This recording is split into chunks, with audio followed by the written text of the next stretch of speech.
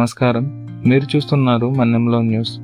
పోలవరం జిల్లా దేవీపట్నం మండలంలో రాజకీయ పరిపాలనా వర్గాల్లో సందడి నెలకొంది.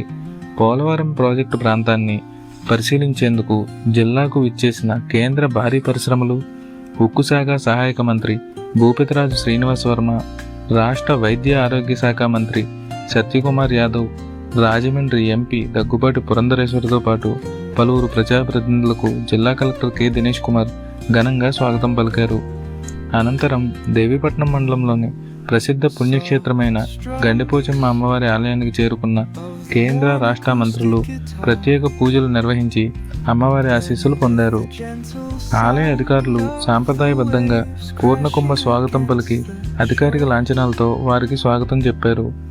ఈ సందర్భంగా జిల్లా కలెక్టర్ కె దినేష్ కుమార్ అమ్మవారి చిత్రపటాన్ని జ్ఞాపికగా కేంద్ర రాష్ట్ర మంత్రులకు అందజేశారు.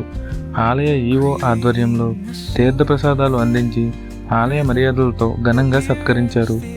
ఆలయ దర్శనం అనంతరం ప్రజాప్రతినిధులు పోలవరం ప్రాజెక్టు పునరావాస కాలనీలను సందర్శించారు.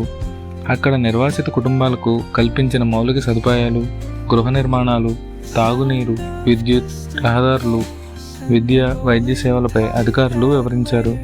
ఈ సందర్భంగా జిల్లా కలెక్టర్ కె దినేష్ కుమార్ పోలవరం పునరావాస కార్యక్రమాల పురోగతి, నిర్వాసితులకు అందిస్తున్న సదుపాయాలు, అలాగే హైడ్రో పవర్ ప్రాజెక్టుకు సంబంధించిన కీలక అంశాలను కేంద్ర రాష్ట్ర మంత్రులకు సమగ్రంగా వివరించారు. అభివృద్ధి పనులను వేగవంతంగా పూర్తి చేసి ప్రజలకు మెరుగైన సౌకర్యాలు అందించేందుకు ప్రభుత్వం కట్టుబడి ఉందని అధికారులు తెలిపారు.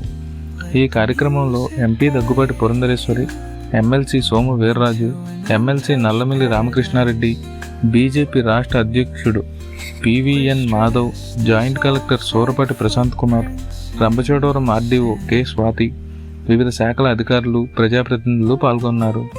ఇలాంటి తాజా విశ్వసనీయ వార్తల కోసం మా మన్నెంలో న్యూస్ యూట్యూబ్ ఛానల్ను సబ్స్క్రైబ్ చేయండి. వీడియో నచ్చితే లైక్ చేయండి. మీ అభిప్రాయాలను కామెంట్స్ రూపంలో తెలియచేయండి. తదుపరి వార్తతో మళ్ళీ కలుద్దాం. నమస్కారం.